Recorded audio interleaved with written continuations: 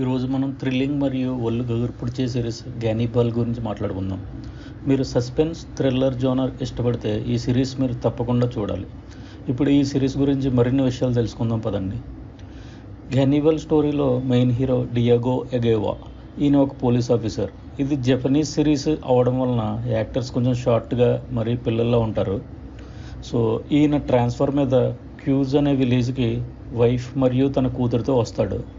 Village చాలా బ్యూటిఫుల్గా ఉంటుంది, ఆల్మోస్ట్ ఫారెస్ట్లా ఉన్నట్టే ఉంటుంది. So Diego police officer investigation start చేసిన తర్వాత ఆయనకి ఇక్కడ కొన్ని భయంకరమైన విషయాలు తెలుస్తాయి. అక్కడ గోటో ఫ్యామిలీ అని ఒక తెగ ఉంటుంది. ఒక 30 మెంబర్స్ వరకు ఉంటారు. వాళ్ళు క్యానిబాలిజం అంటే మనుషుల్ని తింటారని తెలుస్తుంది.